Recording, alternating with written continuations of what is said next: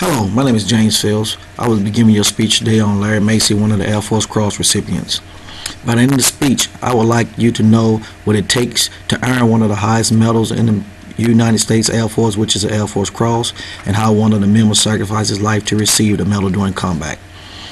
If you raise your hand and said you is willing to serve your country, would you sacrifice your life to help another fellow airman?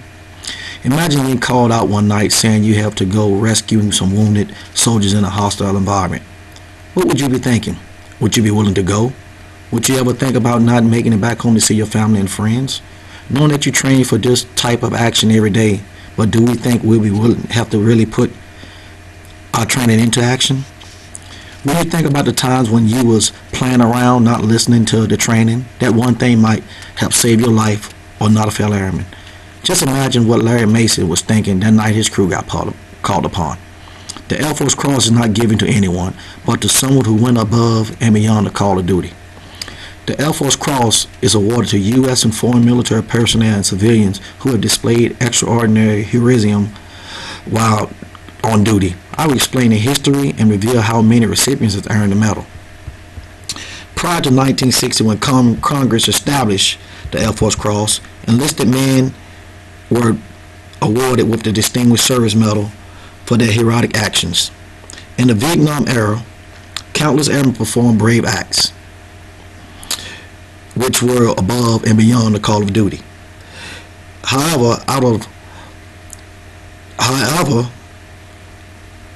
of the enlisted, 20 have been awarded the Air Force Cross when Congress have established a medal. Since 1975, there was 3 more awarded the Air Force Cross, bringing that total to 23. Out of the 23, 12 of them are pararescuemen. I just discussed the Air Force Cross medal. Next, I'll talk a little bit about the history behind the pararescuemen and what it takes to be one, including the beginning and some of their military operations. Pararescuemen, also known as PJs, are the only members of DoD that are trained and required to are trained and equipped to conduct personal recovery operations in hostile or denied areas as their primary duties. Some of the military operations PJs have been involved in has been pre-World War II, World War II, the Korean conflict, the Vietnam, and the different operations that's going on today in today's world. PJ's training is intense and at numerous locations such as Lackland Air Force Base, Texas, Fort Benning, Georgia, Panama City, Florida, Fairchild, Washington, Fort Bragg, North Carolina, and Kirtland, New Mexico. I've talked a little bit about the history behind PJs. Now what it takes to be one. Now we'll talk a little about Larry Macy's mission.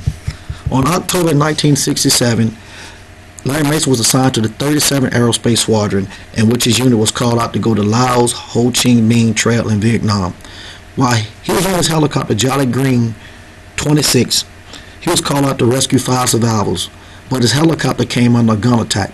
He managed to rescue 2 before his helicopter went up in the smokes. He was killed on 8 November 1967 on that mission. Larry Macy's mission was a treacherous one, but he did not cower in the face of danger, truly deserving of the Air Force Cross Medal. I hope you learned today a little bit about the Air Force Cross Medal, the history behind pararescuemen, and Larry Macy's mission. I hope understanding of the sacrifice made by our comrades serving our country. The pararescueman creed said, duty as a pararescueman is to save a life and to aid the injured, perform my assigned duties quickly and efficiency, and duties before personal desire and comfort. These things I do that others may live. Thank you.